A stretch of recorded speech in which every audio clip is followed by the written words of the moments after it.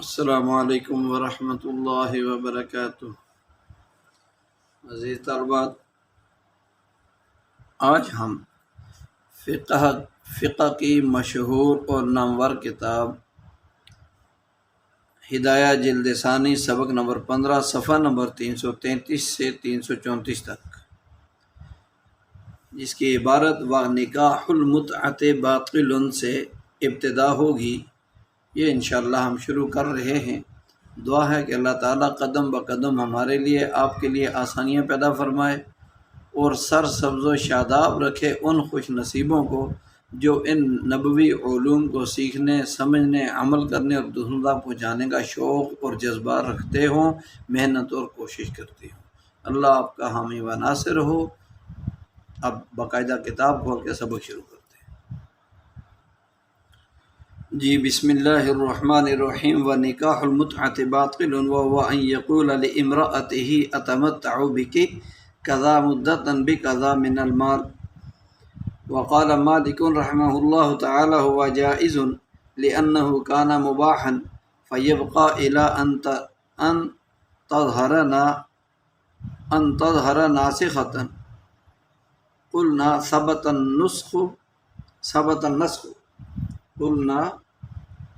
ثبت النسخ بإجماع الصحابة رضي الله عنهم وابن عباس رضی اللہ تعالی عنہما صح رجوعه إلى قولهم فتقرر الإجماع۔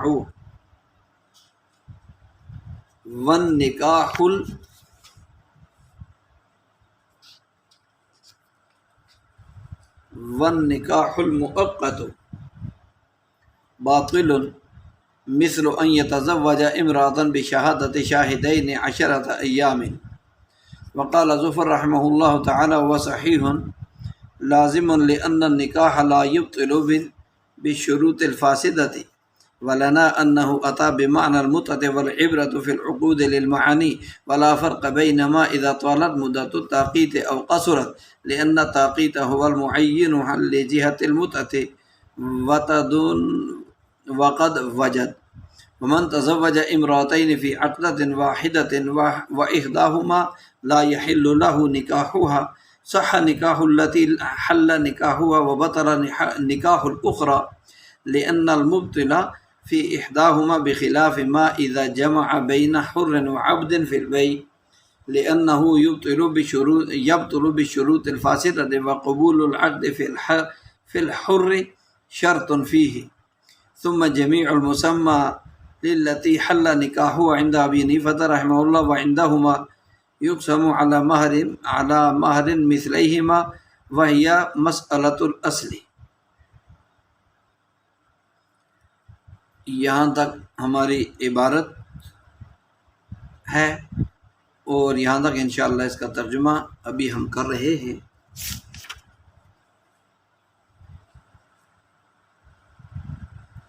جی یہاں سے یہ بتانا چاہتے ہیں وَنِکَاحُ الْمُتْعَةِ بَاطِلٌ، اور نکاح متع باطل ہے۔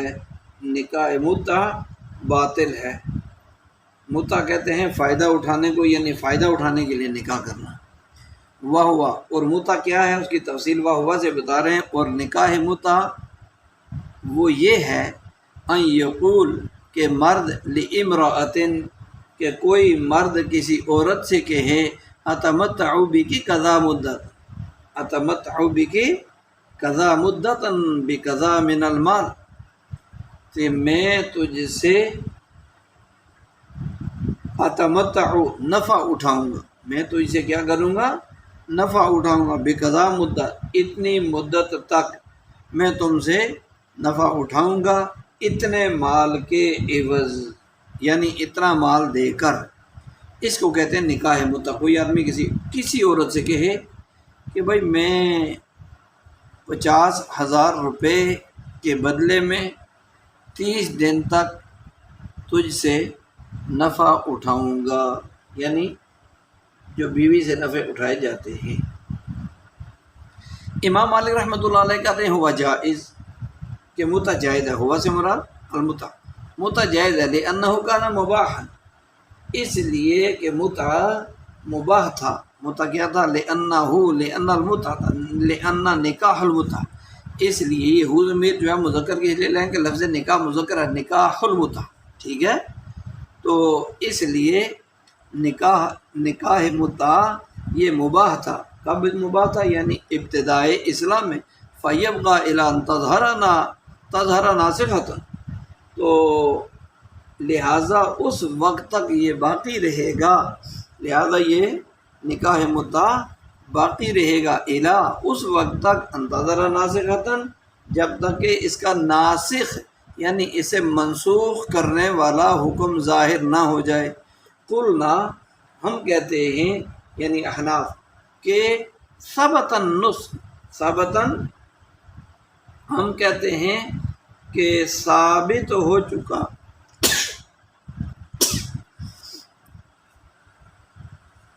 ہم کہتے ہیں کہ اس کا جو ہے اجماع صحابہ سے نکاح متع کا منسوخ ہونا ثابت ہو چکا ہے۔ قلنا ہم کہتے ہیں ثابت ہو چکا ہے النسخ منسوخ ہونا نکاح متع کا باجماع صحابہ، صحابہ کے اجماع سے ثابت ہو چکا ہے۔ وابن عباس صح، اور حضرت ابن عباس رضی اللہ تعالی عنہما کا جو ہے وہ صح رجوع، ان کا رجوع کرنا بھی صحیح ہے، الی قولہم، صحابہ کے قول کی طرف، صحابہ کے قول کی جانب رجوع کرنا بھی صحیح ہے، اور حضرت ابن عباس رضی اللہ عنہما کا دیگر صحابہ کے قول کی طرف رجوع کرنا بھی صحیح ہے۔ فتقرر الاجماع، تو لہذا کیا ہو گیا؟ اجماع بھی ثابت ہے۔ تقرر بمعنی ثبت، تو اجماع جو ہے یہ کیا ہے؟ اجماع بھی ثابت ہے۔ تو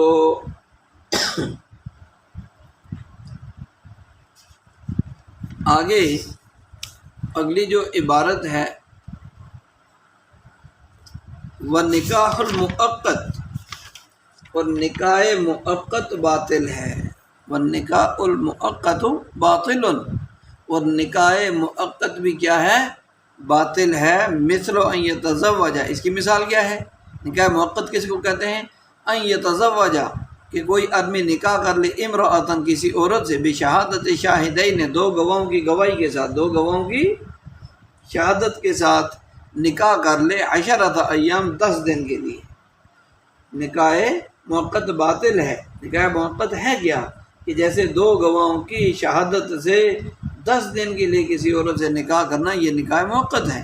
وقال ظفر و صحیح، امام ظفر فرماتے ہیں کہ یہ نکاح مؤقت صحیح ہے۔ نکاح مؤقت کیا ہے؟ نکاح مؤقت صحیح ہے، یعنی درست ہے، لازم ہے، درست اور لازم ہے۔ کیوں؟ لأن النکاح لا یبطل بشروط الفاسدہ، اس لیے کہ لا یبطل، باطل نہیں ہوتا، نکاح جو ہے وہ شروط فاسدہ کی وجہ سے باطل نہیں ہوتا، نکاح شروط فاسدہ سے باطل نہیں ہوتا۔ وَلَنَا، اور ہماری دلیل یہ ہے کہ أَنَّهُ أَتَى بِمَعْنَى الْمُتْعَةِ، اور ہماری دلیل یہ ہے کہ نکاح مؤقت، یعنی نکاح مؤقت ہم کہتے ہیں نا باطل ہے، تو اس کے باطل ہونے کی دلیل کیا ہے؟ دلیل یہ ہے کہ نکاح مؤقت وہ متع کے معنی میں ہے۔ لنا، ہماری دلیل یہ ہے کہ انہو، یعنی ان نکاح المتعۃ، نکاح متع، اتا بمعنی المتع، ان نکاح المؤقت، کہ نکاح مؤقت وہ نکاح متع کے معنی میں ہی آتا ہے۔ والعبرۃ فی العقود المعنی، اور عقود میں معنی کا اعتبار ہوتا ہے، اور عقود میں معنی کا ہی اعتبار ہوتا ہے۔ ولا فرق بین ما اذا طالت مدت التعقید او قصرت، اور کوئی فرق نہیں ہے، اور لا فرق، کوئی فرق نہیں ہے اس میں کہ مدت توقید یعنی مقررہ مدت توقید کے زیادہ یا کم ہونے سے کوئی فرق نہیں ہے۔ ولا فرق بین ما اذا طالت مدت التعقید او قصرت، کہ تاخیر یعنی جو مدت انہوں نے مقرر کی ہے نا نکاح موقت کی، چاہے یہ مدت تھوڑی ہو یا زیادہ ہو جائے تو اس سے کوئی فرق نہیں پڑتا، اس کا کوئی اعتبار نہیں ہے۔ لأن التعقید والمعین لجہت المتع، اس لیے کہ تاقید ہی متع کی جہت کو متعین کرنے والی ہے، لأن تاقید، اس لیے کہ تاقید یعنی وقت کا مقرر کرنا یہی تو ہے متعین کرنے والی لجہت المتع، متع کی جہت کو متعین کرنے والی ہے۔ وقد وجد، اور وہ موجود ہے، اور وہ کیا ہے؟ وقد وجد، وہ موجود ہے، پائی گئی ہے۔ یہاں تک اس عبارت کا پہلے مطالب سمجھ لیتے ہیں، پھر اس کے بعد آگے کا انشاءاللہ ترجمہ کریں گے۔ تو یہاں سے ابتدائے اسلام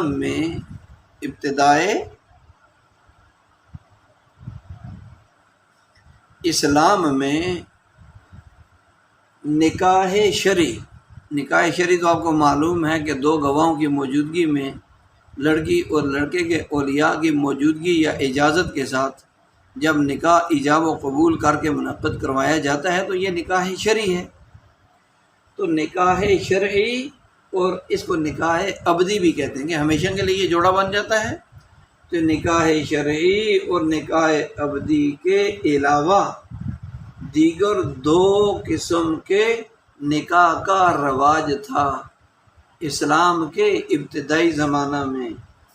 ایک تو نکاح جو مشہور ہے، معروف ہے، پوری دنیا میں پڑھایا جاتا ہے، اس کے علاوہ دو نکاح اور مشہور معروف تھے، لیکن بعد میں دین اسلام نے ان دونوں نکاحوں کو باطل کر دیا، اور ان کے باطل ہونے پر تمام صحابہ کا اجماع ثابت ہو گیا، صحابہ کا اتفاق ہونا، جمع ہو جانا ثابت ہو گیا، چونکہ یہ دونوں بھی نکاح کے نام سے موسوم تھے، نکاح کے نام سے ان کو بھی پکارا جاتا تھا، یعنی ایک نکاح متع، ایک نکاح مؤقت، تو دونوں کو نکاح کے نام سے ہی پکارا جاتا تھا۔ تو اب کیا ہو گیا؟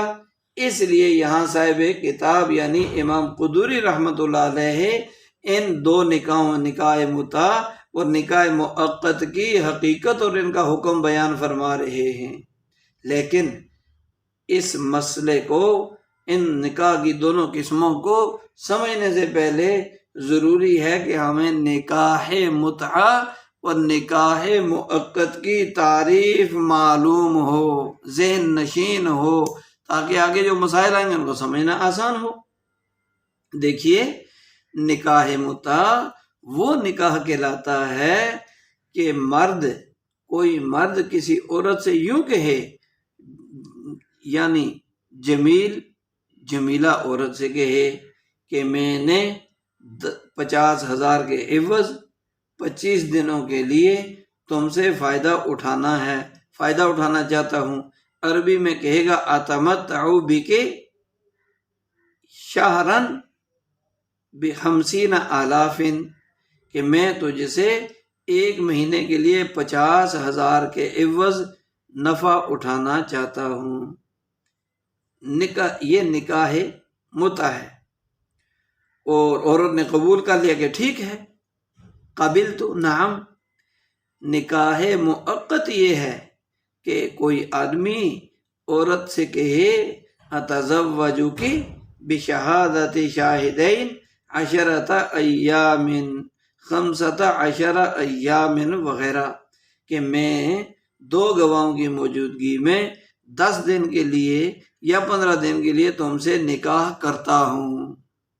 وہاں اوپر تھا اتمتع، میں نفع اٹھانا چاہتا ہوں، یہاں کہتا ہے میں نکاح کرتا ہوں، میں کیا کرتا ہوں؟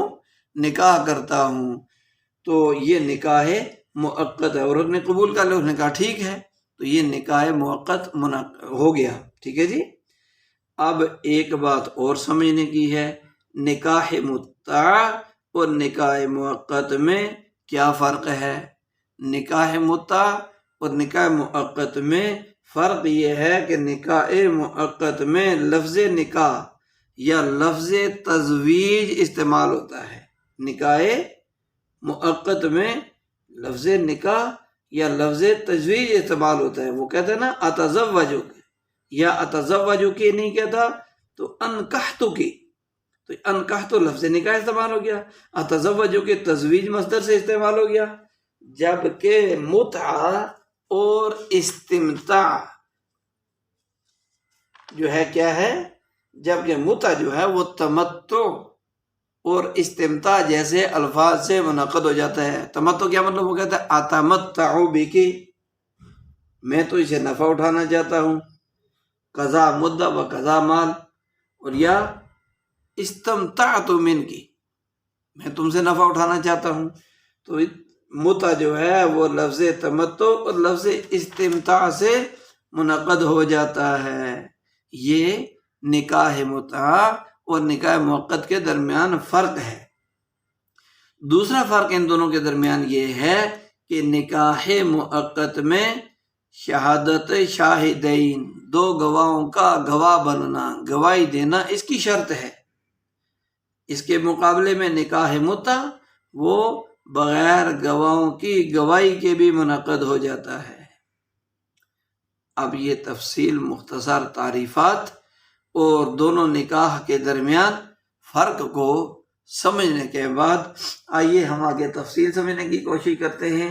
وہ یہ ہے کہ اجماع امت اور اتفاق فقہا کے ساتھ، پوری امت کا اس بات پر اجماع ہے، تمام فقہا کا اس بات پر اتفاق ہے کہ نکاح متع باطل ہے، نکاح متع باطل ہے۔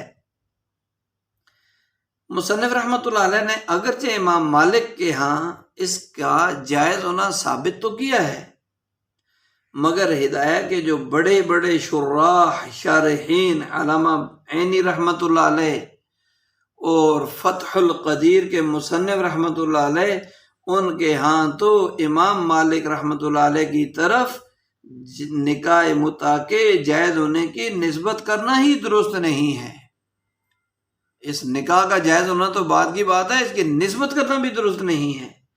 یا تو یہ صاحب کتاب مصنف کا صاحب ہے، یا پھر کاتب کی غلطی ہے کہ امام مالک کے ہاں نکاح متع جائز ہے، جائز نہیں ہے۔ یہ کتاب میں جو عبارت ہے یہ غلطی ہو سکتی ہے۔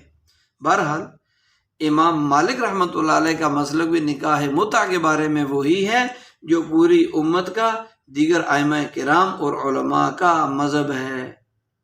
کیا مطلب؟ یعنی نکاح متع اگرچہ اسلام کے ابتدائی زمانہ میں جائز تھا، مگر نبی کریم صلی اللہ علیہ وسلم نے خیبر کے دن متع، نکاح مؤقت اور پالتو گدھے، تین چیزیں، نمبر 1 متع، نمبر 2 نکاح مؤقت، اور نمبر 3 پالتو گدھوں کا گوشت کھانا، اس سے قیامت تک کے لیے منع فرما دیا۔ خود امام مالک رحمۃ اللہ علیہ نے اپنی مشہور نامور حدیث کی کتاب متع امام مالک میں اس سلسلے میں جو حدیث نقل فرمائی ہے۔ حدیث کا مضمون یہ ہے: عن علی ابن ابی طالب رضی اللہ عنہ ان رسول اللہ صلی اللہ علیہ وسلم نہى عن متعة النساء وعن لحوم الحمر الاہلیۃ یوم خیبر۔ تو اس حدیث میں دو باتیں سامنے آ گئی۔ رسول پاک علیہ السلام نے عورتوں سے جو ہے متع کرنے سے منع فرمایا، اور گھریلو گدھوں کا گوشت کھانے سے غزوہ خیبر کے دن منع فرما دیا تھا۔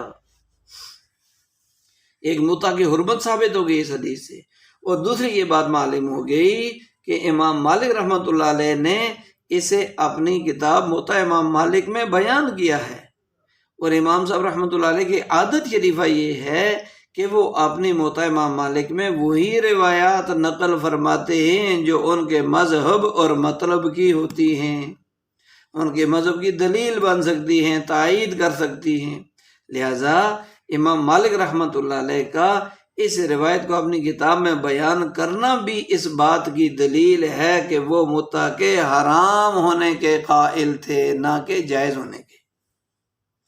ایسے حضرت ابن عباس رضی اللہ تعالیٰ عنہ اگرچہ شروع میں متع کی حرمت کے قائل نہیں تھے، مگر بعد میں انہوں نے اپنے اس قول سے کہ متع جائز ہے اس سے رجوع فرما لیا تھا، اور متع کی حرمت کے قائل ہو گئے تھے۔ حضرت جابر بن زید رضی اللہ عنہما فرماتے ہیں ان ابن عباس رضی اللہ عنہما ما خرج من الدنیا حتی رجع عن قوله فی الصرف والمتع، کہ ابن عباس رضی اللہ عنہ دنیا میں سے جانے سے پہلے آپ نے اس قول جو ہے فی الصرف والمتع سے رجوع کر لیا تھا۔ لہذا جب ابن عباس کا رضی اللہ عنہما کا رجوع بھی ثابت اور صحیح ہے تو گویا کہ متع کی حرمت پر اجماع صحابہ کا ثبوت اور اس کا منعقد ہو جانا بھی درست ہے۔ آگے والنکاح المؤقت باطل، اس میں فرماتے ہیں کہ نکاح مؤقت کی طرح نکاح متع کی طرح نکاح مؤقت بھی باطل ہے، اور اس نکاح مؤقت پر بھی ائمہ اربعہ یعنی امام ابو حنیفہ، امام شافعی، امام مالک، امام احمد بن حنبل رحمہم اللہ کا اتفاق ہے۔ البتہ امام ظفر رحمۃ اللہ علیہ کے ہاں نکاح مؤقت کی اجازت ہے۔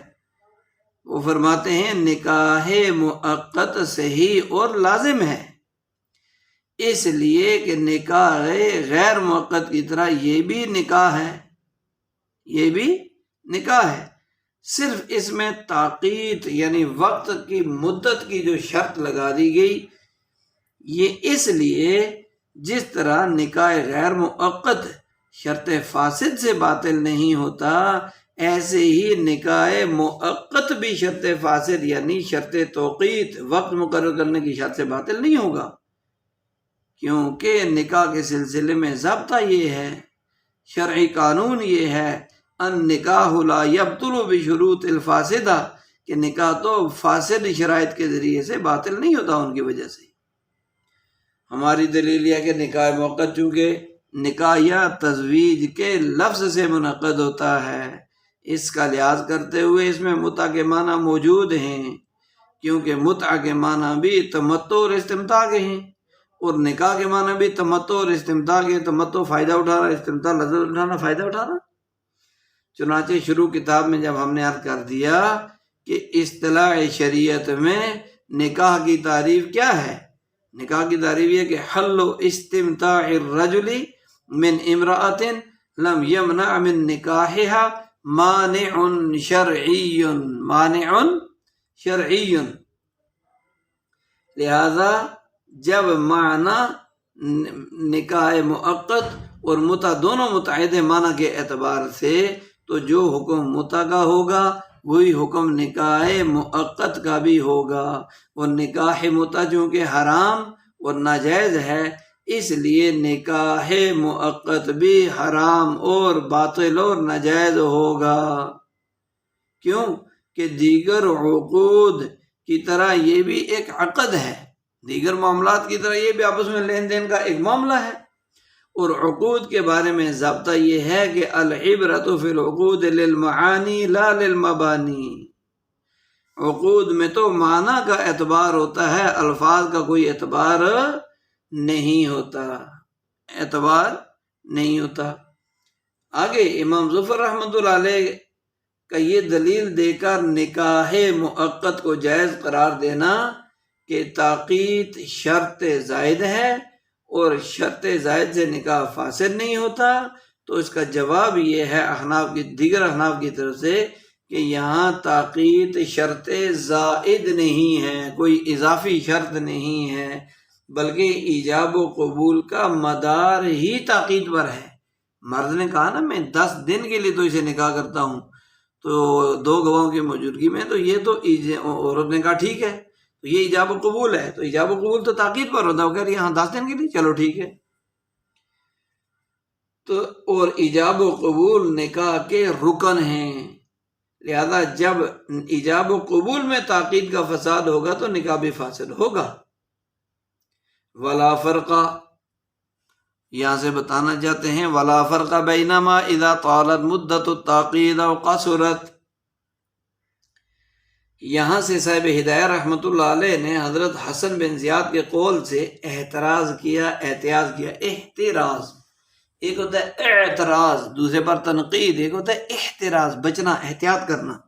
تو یہ احتراز کیا فرماتے ہیں کہ اگر عاقدین نکاح منعقد کرنے والے عاقدین نے نکاح موقت میں ایسی مدت کا تذکرہ کر دیا کہ جس مدت تک ان کا زندہ رہنا ناممکن ہے، مثلا انہوں نے کہہ دیا 200 سال کے لیے، 150 سال کے لیے، تو یہ عام طور پر جو شرح ہے دنیا میں زندگی کی تو یہ تو اس سے بہت زیادہ ہے۔ تو انہوں نے ایسی مدت متعین کر دی جس مدت تک ان دونوں کا زندہ رہنا ناممکن ہے، تو پھر کیا ہوگا؟ اس صورت میں یہ نکاح درست ہوگا، کیونکہ مدت مدیدہ تعبید کے معنی میں ہوگی، یعنی لمبی مدت ہمیشہ کے معنی میں ہوگی، اور جس طرح ابدی اور غیر موقت نکاح درست، اسی طرح یہ نکاح بھی درست ہوگا، دائمی نکاح کہلائے گا۔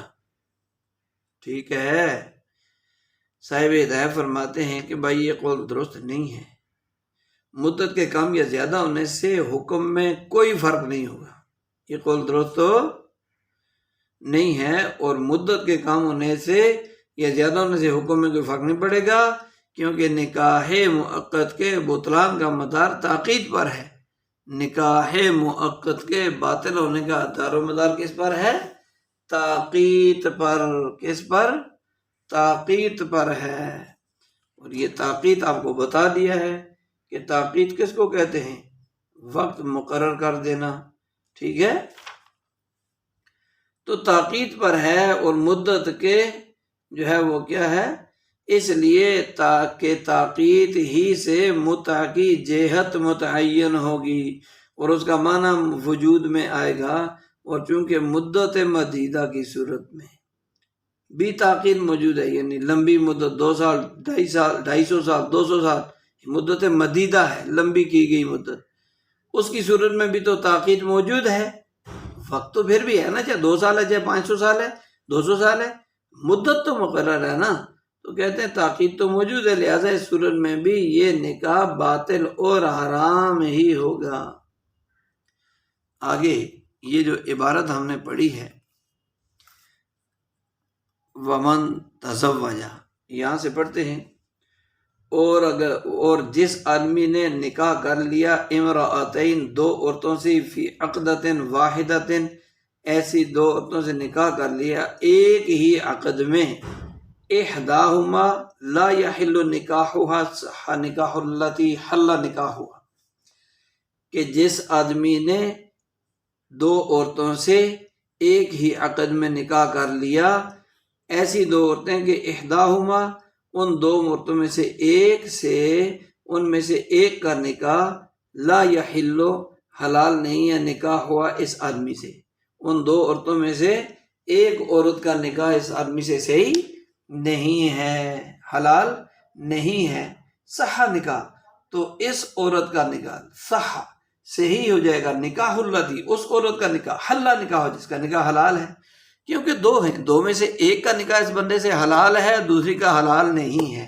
تو لہذا اگر کسی آدمی نے ایک ہی عقد میں ایسی 2 عورتوں سے نکاح کر لیا کہ وَإِحْدَاهُمَا لَا يَحِلُّ لَهُ، کہ ان 2 میں سے ایک تو اس مرد کے لیے حلال ہی نہیں ہے نکاح ہوا اس کا نکاح کرنا، صح نکاح التی، تو اس دوسری کا نکاح درست ہو جائے گا جس سے نکاح کرنا حلال ہے، جس سے اس مرد کا نکاح کرنا کیا ہے؟ حلال ہے۔ وَبَطَلَ نِكَاحُ الْأُخْرَى، دوسری کا نکاح باطل ہو جائے گا، کیوں؟ لِأَنَّ الْمُبْطِلَ، مبطل اسم فاعل کا صیغہ ہے، باطل کرنے والا، اس لیے کہ باطل کرنے والا فی احداہما بخلاف ما اذا جمع بین حر و عبد فی البیع، اس لیے کہ مبطل یعنی باطل کرنے والا ان میں سے ایک ہی ہے، مبطل ان 2 عورتوں میں نہیں پایا جاتا، بلکہ 2 میں سے ایک میں مبطل پایا جاتا ہے، مبطل ہے، ٹھیک ہے؟ لأن المبطل فی احداہما بخلاف ما اذا، بخلاف اس مسئلہ کے کہ جب جمع بین حر و عبد، بخلاف اس صورت کے کہ جب کسی آدمی نے غلام اور آزاد کو بیع میں جمع کر دیا، جمع کر دیا بین الحر والعبد، بین حر و عبد، غلام اور آزاد آدمی کو ایک بیع میں جمع کر دیا، تو لِأَنَّهُ يَبْطُلُ بِشُرُوطِ الْفَاسِدَةِ، تو بیع میں جمع کر دیا تو اس لیے کہ بیع شروط فاسدہ سے باطل ہو جاتی ہے، بے جو ہوتی ہے نا خرید و فروخت کا معاملہ طے کرنا، یہ شروط فاسدہ سے کیا ہو جاتی ہے؟ باطل ہو جاتی ہے۔ نیز بے میں جو ہے وقبول العقد فی الحر شرط فیہ، اور پھر کیا ہے، بے میں آزاد میں قبولیت بے بھی مشروط ہوتی ہے۔ بے کے اندر جو ہے وہ کیا ہوتا ہے؟ قبولیت، کہ اس کو قبولیت بے کو قبول کر لینا، یہ قبولیت بے بھی مشروط ہوتی ہے، اس کی بھی شرط لگائی جاتی ہے یہاں، شرط فیہ۔ وقبول العقد یعنی عقد کا، اس خرید و فروخت کے معاملے کا، بے کے معاملے کا قبول کر لینا، فی الحر قبول کر لینا آزاد آدمی میں، بے کی قبولیت کر لینا بھی مشروط ہے بے میں، بے کے باب میں، ٹھیک ہے۔ تو ثم جمیع المسمى للتی حل نکاح عند ابی فعندهما یقسم علی مہر مثلیہما۔ یہاں سے انشاءاللہ کل پڑھیں گے۔ فی الحال اس کا جو ترجمہ کیا ہے اس میں اتنا، ثم جمیع المسمى، پھر کیا ہوگا؟ تمام مقرر کردہ مہر، مقرر کردہ پورا مہر، للتی اس عورت کے لیے ہو جائے گا، حل نکاح ہوا جس کا نکاح اس مرد کے ساتھ کرنا حلال ہے امام ابو حنیفہ رحمۃ اللہ علیہ کے نزدیک۔ وعندہما، اور یہ مسئلہ ان کے نزدیک ہے کہ جمیع المسمى جو ان دونوں کا نکاح کرتے ہوئے طے کیا تھا وہ سب کا سب اس ایک کے کھاتے آ جائے گا جس سے نکاح کرنا حلال ہے۔ اور عندہما آگے کیا ہے کہ صاحبین رحمہم اللہ کے ہاں یقسم علی مہر مثلیہما، کہ مہر مسمى کو تقسیم کیا جائے گا دونوں عورتوں کے مہر مثل پر۔ وعندہما صاحبین کے اندر یقسم، اس مہر کو تقسیم کیا جائے گا، کیا کیا جائے گا؟ یقسم مہر المسمى، مہر مسمى کو تقسیم کیا جائے گا علی مہر مثلیہما، علی مہر مثلیہما، ان دونوں عورتوں کے مہر مثل پر، مہر مثل پر تقسیم کیا جائے۔ وہی المسألۃ الاصلی، اور یہ مبسوط کا مسئلہ ہے، اصل سے مراد یہاں مبسوط کتاب ہے، اس کا مسئلہ ہے۔ سمجھنے والی بات یہ ہے کہ ایک ہی عقد میں، ایک ہی مجلس نکاح میں، ایک ہی ایجاب قبول میں دو عورتوں سے نکاح کی صورت بیان ہو رہی ہے۔ مسئلہ یہ ہے کہ اگر عبد الرحمن نے ایک ہی عقد کے تحت دو عورتوں سے نکاح کر لیا، اور ان میں سے ایک عورت محل نکاح تھی، یعنی ایک عورت سے نکاح کرنا حلال تھا، اور دوسری عورت محل نکاح نہیں تھی، یعنی اس سے نکاح کرنا اس کے لیے حلال نہیں تھا، تو جو حلال تھی اس کو کہیں گے یہ محل نکاح تھی، جو حلال نہیں اس کو کہیں گے محل نکاح نہیں تھی، چاہے وہ نسبی قرابت کی وجہ سے یا رضاعت یعنی دودھ پینے پلانے کی وجہ سے ہو، بہرحال ایک عورت محل نکاح نہیں تھی۔ تو اب ایسی صورت میں حکم یہ ہوگا کہ وہ عورت جو محل نکاح ہے، جس عورت کا نکاح اس مرد کے ساتھ کرنا حلال ہے، وہ عورت، اس کا تو نکاح اس آدمی کے ساتھ ہو جائے گا درست ہے، لیکن جو عورت محل نکاح نہیں، یعنی جس سے نکاح کرنا اس مرد کے لیے فی الحال حلال ہی نہیں ہے، اس کا نکاح ناجائز اور باطل ہو جائے گا۔ دلیل کیا ہے کہ یہاں مبطل یعنی باطل کرنے والی صرف ایک ہی عورت، مبطل جو ہے وہ ایک ہی عورت میں ہے، یعنی نکاح کا باطل ہو جانا، باطل ہونے کی وجہ، سبب جو ہے وہ ایک عورت میں ہے، مبطل صرف یہاں ایک عورت میں ہے، لہذا اس کا اثر بھی اس ایک ہی عورت کے ساتھ خاص ہوگا، اور صرف اسی ایک کا ہی نکاح باطل ہوگا، دوسری عورت پر مبطل کا اثر نہیں ہوگا، مبطل کا اثر نہیں ہوگا، اور اس کا نکاح درست ہو جائے گا۔ اس کے برخلاف دوسرا مسئلہ ہے کہ اگر کسی آدمی نے بیع میں یعنی خرید و فروخت میں ایک ساتھ دو بندے، ایک آزاد اور ایک غلام خریدا، یا ایک آزاد اور ایک غلام بیچ دیا، تو یہ بیع اور خرید فاسد ہو جائے گی۔ لفظ بیع اور نکاح، ان میں فرق یہ ہے کہ بیع شروط فاسدہ سے باطل ہوتی ہے، اور نکاح شروط فاسدہ سے باطل نہیں ہوتا، لہذا جب بیع میں کسی نے آزاد اور غلام کو جمع کر دیا تو چونکہ آزاد محل بیع نہیں ہے، اس لیے اب محل جو ہے وہ محل بیع یعنی غلام میں قبولیت قیمت کے لیے، قیمت کو قبول کرنے کے لیے ایک غیر محل بیع یعنی آزاد آدمی میں قبولیت کی شرط پائی گئی، اور یہ شرط فاسد ہے۔ اس کو دوبارہ سمجھنا ہوگا۔ اس کے برخلاف اگر کسی نے بیع میں ایک ہی ساتھ اکٹھے آزاد اور غلام کو خریدا یا بیچ دیا تو یہ بیع فاسد ہو جائے گی، کیونکہ بیع اور نکاح میں فرق ہے۔ وہ فرق کیا ہے کہ بیع جو ہوتی ہے یعنی خرید و فروخت کا معاملہ، یہ شروط فاسدہ کی وجہ سے باطل ہو جاتی ہے، جبکہ نکاح یہ بھی ایک عقد ہے لیکن شروط فاسدہ سے باطل نہیں ہوتا۔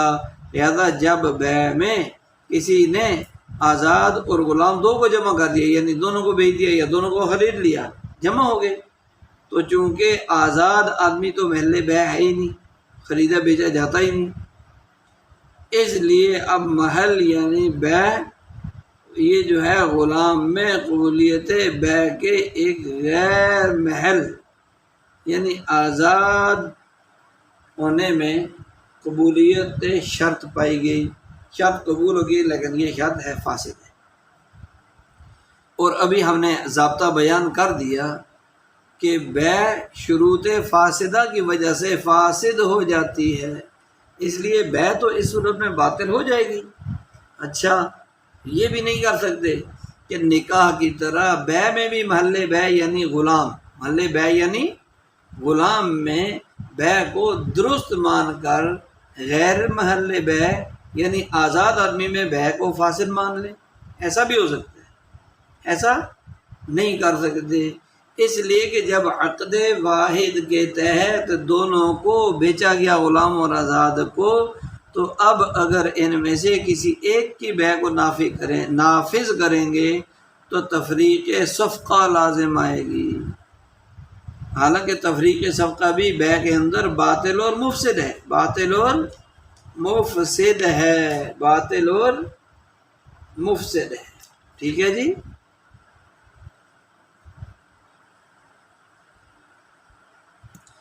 اس لیے جمع بین الحر والعبد کی صورت میں یعنی غلام اور آزاد دو کا ایک ہی خرید و فروخت میں جمع ہو جانا، اس صورت میں بیع کے جائز ہونے کی کوئی صورت نہیں ہے۔ اس کے برخلاف نکاح تو ان دونوں خرابیوں سے پاک ہے۔ کیا مطلب؟ یعنی نہ تو نکاح شروط فاسدہ سے باطل ہوتا ہے کہ محللہ عورت میں قبولیت نکاح کے لیے غیر محللہ میں قبولیت کی شروط ہونے کی وجہ سے نکاح باطل ہو جائے، یعنی جو عورت جس سے نکاح کرنا حلال ہے اس میں نکاح قبول کرنے کے لیے غیر محللہ یعنی جس میں نکاح کرنے کی جو ہے وہ کیا ہے، نکاح کرنا حلال نہیں ہے، تو اس میں قبولیت کی شرائط ہونے کی وجہ سے نکاح باطل ہو جائے گا اور باطل ہو جائے، اور نہ ہی نکاح میں تفریق صفقہ وغیرہ کا معاملہ ہے۔ لہذا جب نکاح میں یہ دونوں خرابی اور مفسد نہیں ہیں تو نکاح درست اور جائز ہے۔ پہلی خرابی کیا ہے؟